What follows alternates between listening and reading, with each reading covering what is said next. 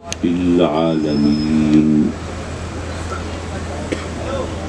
میرے کرم فرماؤ مہربان حضرت قبلہ صاحبزادہ ابو الخیر محمد زبیر دامت برکاتہ العالیہ اور حضرت قبلہ سید سردار علی شاہ صاحب دامت برکاتہ العالیہ اور حضرت ماشاءاللہ گنبد شریف سے، رانی پور شریف سے اور مختلف آستانوں کے سجادہ نشین حضرات، صاحبزادگان اور وہ ہستیاں جو کسی بھی محفل کی رونق اور کامیابی کی ضمانت ہوتی ہیں، وہ یہاں جلوہ فگن ہیں۔ اللہ تبارک و تعالیٰ ان سب بزرگوں کی عمروں میں برکت عطا فرمائے اور ان کے وجود کی نعمت کو تادیر باقی رکھے۔ اور میں آج کی محفل کے اس میزبان عزیزم محترم صاحبزادہ حامد محمود فیضی شاہ صاحب، جو ماشاءاللہ اپنے والد گرامی حضرت قبلہ سید اقبال شاہ صاحب فیضی رحمۃ اللہ علیہ کے روشن کیے ہوئے چراغوں کی حفاظت کر رہے ہیں، اللہ تعالیٰ ان کو مزید ترقی عطا فرمائے، ہمت عطا فرمائے، کوشش و کاوش کا بہترین اجر و ثمر عطا فرمائے۔ ان کے والد کی نشانیاں جو ان کی اولاد کی صورت میں بھی ہیں، ان کے اداروں کی صورت میں بھی ہیں، شاگردوں کی صورت میں بھی ہیں، اللہ تعالیٰ سب کو عزت و وقار کے ساتھ اپنی امان میں رکھے اور اپنے کرم سے، اپنے فضل سے اہل سنت کو وہ وقار، وہ مقام عطا فرمائے جو ہمارے اکابر نے ہمیں سونپا تھا اور ہم اس کی اپنی کوتاہیوں کی وجہ سے حفاظت نہیں کر پائے۔ حضرات مکرم، یہ آج کی خوبصورت محفل حضور سیدنا خواجہ غریب نواز معین الدین چشتی اجمیری رضی اللہ تعالیٰ عنہ کی بارگاہ میں اپنی عقیدتوں کے خراج و محبت کے لیے پیش کی گئی ہے، اور میں معذرت خواہ ہوں، دراصل مسلسل سفر، تھکاوٹ اور پھر اگلے سفر کا جو ہوا ہے اس نے مجھے بہت عاجز کیا ہوا ہے، اس وجہ سے میں نے درمیان میں مداخلت کی جسارت کی۔ یقیناً یہ ایٹیکیٹس کے، مینرز کے، ادب آداب کے طور طریقوں کے خلاف، لیکن میں نے کہا کہ اگر میں اپنی مجبوری کے باعث درمیان سے اٹھ گیا تو پھر حضرت فرمائیں گے ناراض ہو کے گئے، حالانکہ ناراضگی اور چیز ہے اور اپنی مجبوری کے باعث رخصت چاہ لینا یہ اور چیز ہے۔ بہرحال میں نے تمہید میں جتنا وقت صرف کر دیا، اتنا تو میں پوری تقریر میں نہیں کرنا چاہتا تھا۔ میں آپ تمام دوستوں کو اس مبارک اور نورانی محفل میں شرکت پر ہدیہ تبریک پیش کرتا ہوں۔ آپ جانتے ہیں کہ رب کائنات نے اپنے بندوں کی ہدایت کے لیے، رہنمائی کے لیے سلسلہ نبوت و رسالت جاری فرمایا۔ اب آقا کریم حضور علیہ السلام کی جلوہ گری کے بعد اب در نبوت بند ہو گیا، اب کوئی نیا نبی نہیں آئے گا۔ نیا نبی تو نہیں آئے گا، لیکن کیا انسان کو اب رہنمائی کی ضرورت نہیں رہی؟ کیا ہدایت نہیں چاہیے؟ اگر ہدایت چاہیے تو پھر نبی کیوں نہیں آئے گا؟ وہ اس لیے نہیں آئے گا کہ اب کسی نئی شریعت کی ضرورت نہیں رہی۔ جو رب کائنات نے شریعت محمدی عطا فرمائی ہے، قرآن مجید جو ہمارے لیے صحیفہ ہدایت عطا فرمایا ہے، وہ قیامت تک کے لیے کافی ہے۔ اب کسی نئی شریعت کی، نئی کتاب کی ضرورت نہیں ہے۔ اب ضرورت ہے تو اس بات کی کہ اس شریعت کو صحیح طور پر نافذ کیا جائے، اجاگر کیا جائے، لوگوں کو بتایا جائے اور لوگوں کو صراط مستقیم پر چلنے کے لیے آمادہ کیا جائے۔ اور اس کے لیے اب نبی کی ضرورت نہیں ہے، بلکہ یہ کام اب علماء اور اولیاء کر رہے ہیں۔ آپ جانتے ہیں کہ علماء و اولیاء جو ہیں، الحمدللہ ہم علماء کو بھی ماننے والے ہیں اور اولیاء کی بارگاہ میں بھی جبین نیاز کو خم کرنے والے ہیں۔ کبھی آپ نے سوچا، میں جو بات کرنے لگا ہوں یہ ذرا توجہ طلب ہے، دراصل میرا یہ خیال ہوتا ہے کہ آپ لوگوں نے مجھے بولنے کے لیے بلایا ہے، آپ تو سامعین ہیں، تو اس لیے میں آپ کو بولنے پر مجبور نہیں کرنا چاہتا، لیکن آپ کی کھلی آنکھیں اور آپ کے شگفتہ چہرے یہ بس مجھے بتاتے رہیں کہ میں بھینس کے آگے بین نہیں بجا رہا اور کسی پتھر سے سر نہیں پھوڑ رہا۔ حضرات مکرم، ہم اہل سنت ہیں، ہم پیروں فقیروں کو مانتے ہیں، اولیاء کرام کی عظمت و شان کے گن گاتے ہیں اور ان کی کرامتوں کے معترف ہیں۔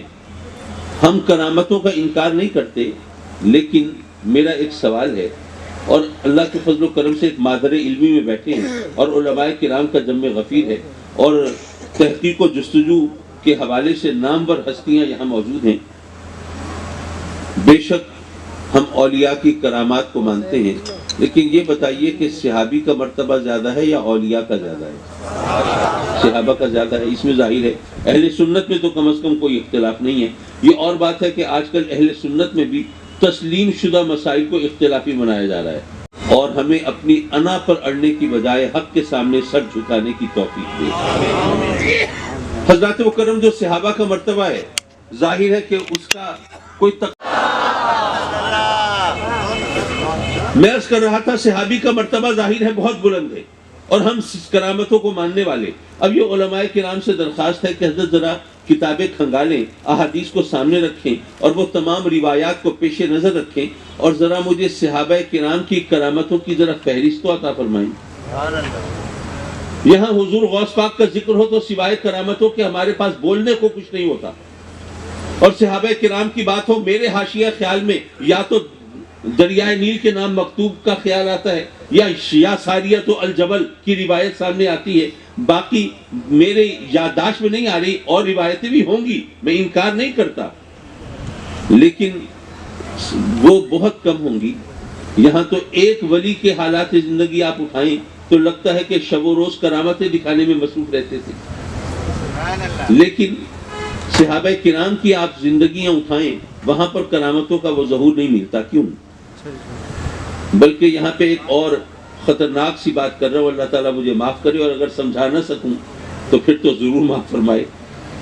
اگر آج کوئی اللہ کا نیک بندہ ہو، ولی ہو، اللہ سے لو لگانے والا، پیگے بڑھانے والا، اس کے قرب کے مدارج و مراحل طے کرنے والا، اگر کوئی اس سے دشمنی کرے، اس کو تکلیف پہنچائے، ایذا پہنچائے، تو ظاہر ہے کہ ہم سب یہ سوچیں گے کہ یہ بندہ اللہ کی پکڑ میں آئے گا، یہ اللہ کے ولی کو تکلیف پہنچا رہا ہے، اللہ کے محبوب کو اذیت پہنچا رہا ہے، ان کے خلاف سازشوں میں مصروف ہے، تو اس کو تو پھر اللہ کا قہر و غضب گھیرے گا، اور گھیر لیتا بھی ہے۔ یہ کوئی ایسی بات نہیں ہے جو محض تصوراتی ہو اور خیالی ہو اور ایسا ہوتا نہ ہو، ایسا ہوتا بھی ہے۔ لیکن میں دس بستہ معذرت کے ساتھ عرض کروں گا کہ میرے آقا کریم صلی اللہ علیہ وسلم کے راستے میں کانٹے بچھانے والے، آپ پر پتھر برسانے والے، آپ پر ظلم و ستم کے پہاڑ ڈھانے والے، ان کے بارے میں کوئی روایت ہے کہ وہ اس طرح اللہ کے قہر و غضب کے براہ راست نشانہ بنے ہوں؟ کم از کم میری معلومات میں تو نہیں ہے۔ پھر ایسا کیوں نہیں ہوا؟ اور اگر وہاں نہیں ہوا تو آج کیوں ہو جاتا ہے؟ حضرات مکرم، بات دراصل یہ ہے کہ صحابہ کرام ہوں یا اہل بیت اطہار ہوں، میرے آقا کریم صلی اللہ علیہ وسلم ہوں، یہ دراصل قیامت تک آنے والے مسلمانوں کے لیے ایک ٹرینڈ متعین کر رہے ہیں، راہ عمل کا تعین کر رہے ہیں، اور گویا یہ بتا رہے ہیں میرے آقا کریم حضور علیہ الصلوۃ والسلام کی بارگاہ میں بالکل ابتدا میں صحابہ کرام پہنچے تھے۔ یہ میں مکی زندگی کی ابتدا کی بات کر رہا ہوں کہ جب مسلمانوں کو دہکتے ہوئے انگاروں پر لٹا کر اور سینے پر پتھر رکھ دیے جاتے تھے، اور ان کی چربی پگھل پگھل کر بہتی رہتی تھی، اور پھر بھی ان کی زبان سے کلمہ توحید و رسالت کے سوا اور کچھ نہیں نکلتا تھا، تو کچھ صحابہ نے عرض کی تھی نا کہ آقا ہم تو سچے دین کے ماننے والے ہیں نا، سچے رب کا کلمہ پڑھنے والے ہیں نا، سچے نبی کی غلامی کرنے والے ہیں نا، تو پھر ہمارے ساتھ یہ سب کچھ کیوں ہو رہا ہے؟ میرے آقا کریم نے کیا جواب عطا فرمایا تھا؟ فرمایا تھا بہت جلد ہار مان لی تم نے۔ حالانکہ اللہ کے نبی، آقا کریم نے فرمایا اللہ کے نبیوں میں وہ ہستیاں گزری ہیں کہ جن پر ظلم کے یہ پہاڑ توڑے گئے کہ لوہے کے کنگھوں سے ان کا گوشت ان کے جسم کی ہڈیوں سے اتارا گیا، لیکن اس کے باوجود انہوں نے کار نبوت کو چھوڑا نہیں ہے، راہ حق سے منہ موڑا نہیں ہے، وہ اپنا کام انجام دیتے رہے، دکھ اٹھاتے رہے، زخم کھاتے رہے، لیکن اس کے باوجود صراط مستقیم پر ڈٹے رہے، تبلیغ کرتے رہے، کار نبوت انجام دیتے رہے۔ حضرات مکرم، دراصل میرے آقا کریم صلی اللہ علیہ وسلم نے اپنے صحابہ کرام کو اپنے فیض صحبت سے تیار کیا، آمادہ کیا، کہ وہ قیامت تک آنے والے مسلمانوں کے لیے راہ عمل کا تعین کر دیں اور ان کو بتائیں کہ جب اگر کوئی دشمن ہو، اگر کوئی مخالف ہو، تو ان کا مقابلہ کرنے کے لیے تمہیں میدان عمل میں نکلنا ہے، اگر زخم لگے تو سہنے ہیں، اگر دکھ پہنچے تو برداشت کرنا ہے، یہ سب کچھ یہ راہ عمل میں تمہیں ان سختیوں صعوبتوں کا سامنا کرنا ہوگا۔ لیکن اگر اس وقت صرف کرامتیں دکھائی جا رہی ہوتی، اگر معجزوں کا ظہور ہو رہا ہوتا، اگر آسمان سے فرشتے اتر رہے ہوتے، اگر ہر قدم پر اللہ کا قہر و غضب دشمنوں پر براہ راست اس طرح نازل ہو رہا ہوتا، تو قیامت تک آنے والے مسلمان ہاتھ پر ہاتھ دھرے بیٹھے رہتے۔ نہیں کہ ہمیں کیا کرنا ہے، وہ تو اللہ کا قہر نازل ہوگا، ہمارے دشمن جو ہیں وہ تباہ و برباد ہو جائیں گے، نیست و نابود ہو جائیں گے۔ اور آج کل ایسا ہوتا بھی ہے، وہ جناب سوشل میڈیا پر پوسٹ چل رہی ہوتی ہے نا، بس آپ تھوڑا صبر کیجئے، امام مہدی کا ظہور ہونے والا ہے، پھر دیکھیے کیسے کایا پلٹتی ہے۔ ایسی پوسٹیں آپ کے پاس بھی آتی ہوں گی۔ حالانکہ اگر میرے آقا کریم نے اگر زخم کھائے ہیں، لہو لہان ہوئے ہیں، دکھ اٹھائے ہیں، اگر صحابہ کرام نے ان تمام آزمائشوں کا سامنا کیا ہے، اگر میدان کربلا سجا ہے، اگر اہل بیت اطہار نے بھی قربانیاں پیش کی ہیں، تو یہ سب اس لیے کہ ہمارے لیے راہ عمل کا تعین ہو جائے۔ حضرات محترم، اللہ والوں کی شان اپنی جگہ پہ ہے، لیکن وہ اپنے رب کی رضا پہ راضی ہوتے ہیں۔ ظاہر ہے اللہ سے رحمت نہیں مانگیں گے تو کس سے مانگیں گے؟ رحمت مانگتے ہیں، زبان سے کہتے ہیں مولا ہمیں اپنی رحمت سے سرفراز فرما، اپنی رحمت سے ہماری جھولیوں کو بھر دے، ہمیں گوہر مراد دے دے، رحمت عطا فرما۔ زبان سے رحمت کا لفظ تو بولتے ہیں، لیکن رحمت سے مراد کیا لیتے ہیں؟ پھر رحمت کیا ہے؟ کیا رحمت کوئی ایسی چیز ہے کسی ڈپارٹمنٹل سٹور سے 4-6 پیکٹ رحمت کے خرید لائیں؟ یا کورونا کے چکر میں شارٹیج ہونے والی ہو تو 10-20 کلو رحمت ایکسٹرا گھر میں رکھ لے، کام آئے گی؟ لفظ رحمت تو بولتے ہیں، اس سے مراد کیا ہے؟ میں اللہ والوں کی بات نہیں کرتا، وہ ان کی شان، وہ ان کا رب جانے۔ میں تو اپنے جیسے ایک عام انسان کی بات کرتا ہوں کہ جب ہم اپنے رب سے رحمت مانگتے ہیں کیا مراد لیتے ہیں؟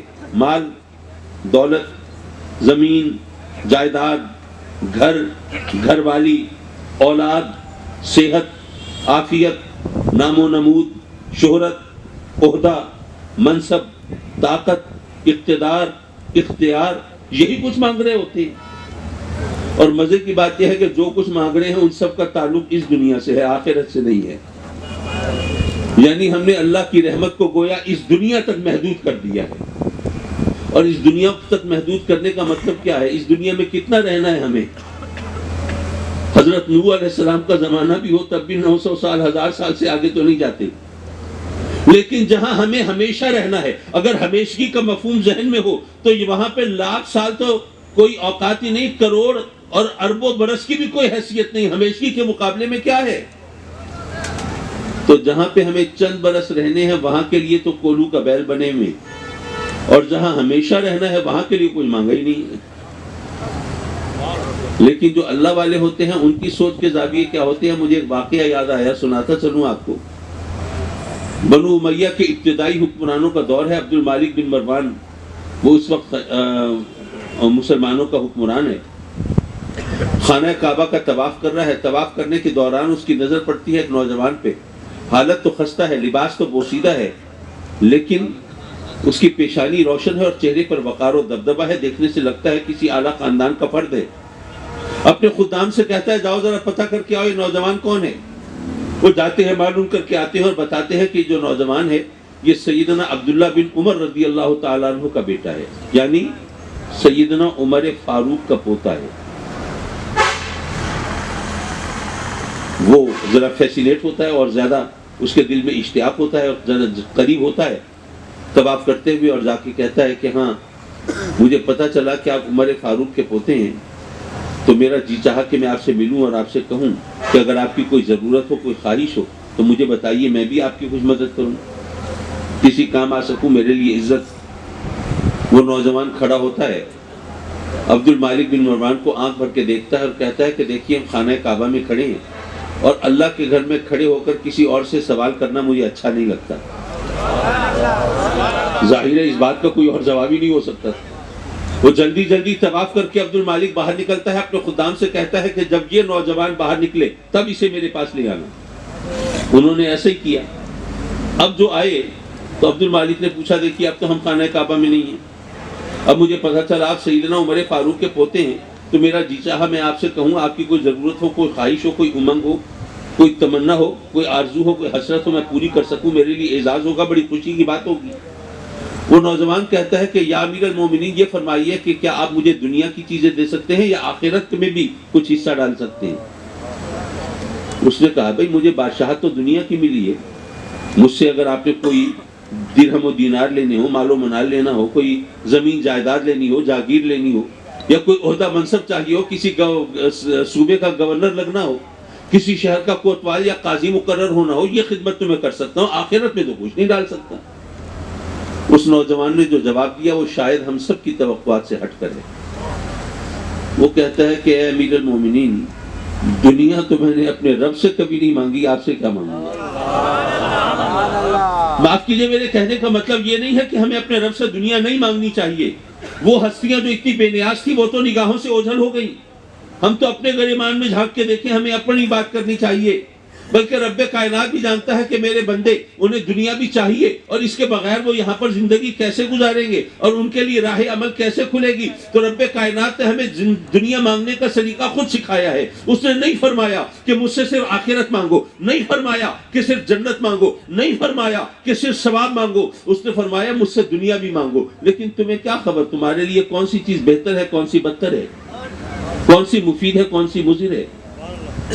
تم مجھ سے اپنے دانش میں مانگتے رہو، ہو سکتا ہے وہ چیز تمہارے لیے اچھی نہ ہو، تو پک اینڈ چوز سے کام مت لو، بلکہ مجھ پہ چھوڑو نا۔ بھئی آپ سوچئے کسی کے پاس جناب پرائز بونڈ ہے، اب وہ منتیں مان رہا ہے، جناب چادر بھی چڑھاؤں گا اور دیگرے بھی تقسیم کروں گا اور عمرے پہ بھی جاؤں گا، بولا میرا جیک پاٹ نکل آئے، سب سے بڑا انعام، سب سے بڑا انعام جیک پاٹ بھی وہ آج کل کروڑوں میں ہوتا ہے، فرض کیجئے اتفاق سے اس کا نکل آیا انعام، اب تو خوشی سے اچھل رہا ہے، ناچ رہا ہے، اللہ نے چھپر پھاڑ کے رحمت عطا فرمائی۔ لیکن اگر اسی دولت کے اثر سے اس کی اولاد بگڑ جاتی ہے، جرم گناہ اور برائی کے راستے پہ چل پڑتی ہے، یا خدا نہ خواستہ اسی دولت سے وہ کوئی گاڑی خریدے اور اس گاڑی میں کوئی اس کی عزیز جان ہستی کسی حادثے کا شکار ہو کے دنیا سے رخصت ہو جائے یا زندگی بھر کے لیے مفلوج ہو جائے، اب ذرا پوچھئے یہ دولت اس کے لیے رحمت ہے یا زحمت ہے؟ سبحان اللہ۔ حضرت معاف کیجئے، میری تقریر کے احترام میں کسی نے آپ کے لیے نعرے نہیں لگایا، بہت کرم مند، بہت شکر۔ اللہ کے فضل سے آپ دیکھ رہے ہیں کہ سٹیج کی رونق بڑھ رہی ہے اور وہ شخصیات، یہ روشن چہرے الحمدللہ یہ جگمگا رہے ہیں یہاں پہ۔ حضرات مکرم، میں یہ عرض کر رہا تھا کہ رب کائنات نے ہمیں دنیا مانگنے کا سلیقہ خود سکھایا ہے۔ کس طرح؟ ربنا آتنا فی الدنیا حسنہ وفی الآخرۃ حسنہ وقنا عذاب النار۔ تو ہمیں دنیا مانگنے کا سلیقہ اس نے سکھایا ہے، ہمیں دنیا مانگنی ہے۔ معاف کیجئے، بات تو ہو رہی تھی اللہ والوں کی اور بات کہیں سے چلی اور کہیں جا نکلی۔ میں صرف ایک چھوٹا سا واقعہ سنا کے اپنی گفتگو کو ختم کروں۔ اللہ والوں کی سوچ کے زاویے کیا ہوتے ہیں، صرف وہ بات کر کے میں آپ سے اجازت چاہ رہا ہوں۔ اور یہ واقعہ حضور محبوب الہی نظام الدین اولیاء رضی اللہ تعالیٰ عنہ نے تحریر فرمایا۔ انہوں نے فرمایا کہ اگر اللہ کے نیک بندے تھے، اللہ سے لو لگانے والے، اس کے قرب کے مراحل و مدارج طے کرنے والے، روزی کمانے کے لیے وہ دال روٹی کی چھاوڑی لگایا کرتے تھے۔ شاید آپ میں بھی کچھ بزرگوں کو یاد ہو، ہمارے بچپن میں اس طرح چھاوڑی لگانے والے ہوتے تھے، دال روٹی کی چھاوڑی لگاتے تھے۔ اور اچھا آج کل تو نوجوانوں کو نہیں پتا، انہوں نے سنا تو ہے کہ کوئی کھوٹا سکہ ہوتا ہے، کوئی کھرا سکہ ہوتا ہے، لیکن کھوٹا کھرا کیا ہوتا ہے پتہ کچھ نہیں ان کو۔ ہمیں یاد ہے، ہم نے دیکھا تھا وہ جو کوائنز ہوتے تھے، سکے ہوتے تھے، اگر کوئی بہت زیادہ گھس گئے، اس کے اوپر جو بھی نقوش ہیں وہ دھندلے پڑ گئے، مٹ گئے، وہ کھوٹا گنا جاتا تھا۔ یا اس پر کسی نے چوٹ ووٹ لگائی اور کچھ اور چیزیں ابھر آئیں تو وہ کھوٹا ہوتا تھا، تو اس کے بدلے کچھ چیز نہیں خریدی جا سکتی تھی۔ تو ایک نوجوان گیا، کوئی کھوٹا سکہ دے کے اور ان سے دال روٹی مانگی۔ ان بزرگ نے وہ سکہ ایسے الٹ پلٹ کے دیکھا، اب نوجوان کا خیال ہے مجھے واپس کر دیں گے، بھئی کھوٹا سکہ ہے، اس کے بدلے تو کچھ نہیں مل سکتا، لیکن بڑا حیران ہوا کہ ان بزرگ نے وہ کھوٹا سکہ دیکھ بھال کے گلے میں ڈال دی اور دال روٹی دے دی۔ اس نے سوچا کہ یار لگتا یہ ہے کہ ان بزرگ کی نظر کمزور ہے، یہ کھوٹے اور کھرے میں تمیز کر نہیں سکتے، ذرا پریٹینڈ کرتے ہیں کہ ہاں بھئی میں دیکھ رہا ہوں تاکہ لوگ بیوقوف نہ بنا دے نا، تو بس اس طرح دیکھنے کا بہانہ بناتے ہیں، ورنہ ان کو پتہ وتا نہیں چلتا۔ گھر جا کے گھر والوں سے کہا بھائی اگر کسی کے پاس کھوٹا سکہ ہو نا پھینکے نہیں، جا کے وہاں سے دال روٹی کھا لے۔ انہوں نے ایک دو بار اور آزما لیا تو ایسا ہی ہوا، سکہ الٹ پلٹ کے دیکھتے ہیں، گلے میں ڈال دیتے ہیں، دال روٹی دے دیتے ہیں۔ انہوں نے پھر اپنے عزیزوں دوستوں کو بھی کہا کہ بھئی کھوٹا سکہ ضائع نہیں کرو، چل سکتا ہے۔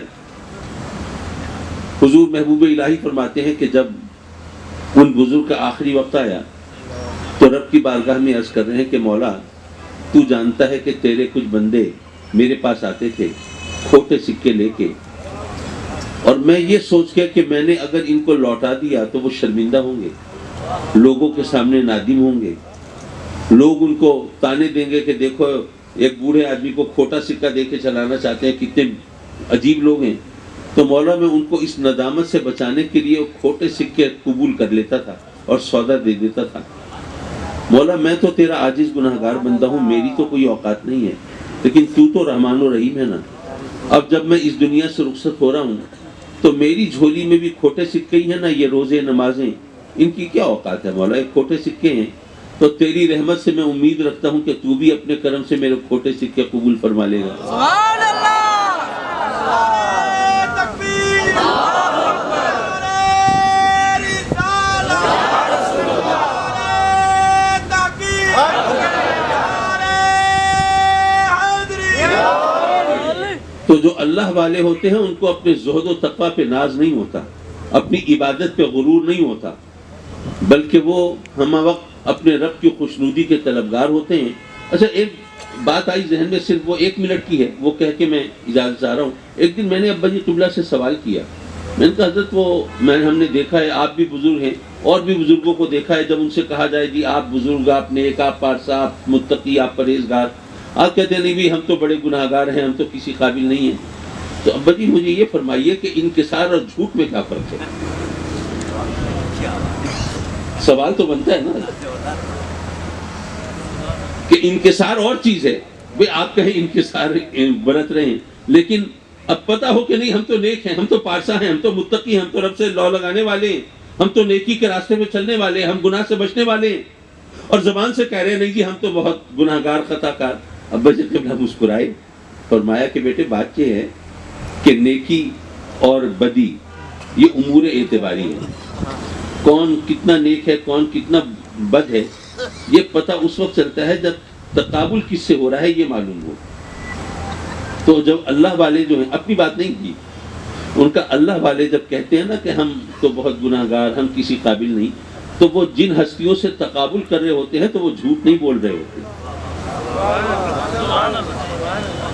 اب یہ بات ہم نے اپنی آنکھوں سے دیکھی کہ کتنے مشکل سوالوں کو کتنی آسانی سے حل کر دیا کرتے تھے۔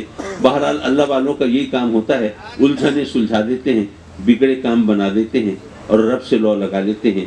وآخر دعوانا ان الحمدللہ رب العالمین۔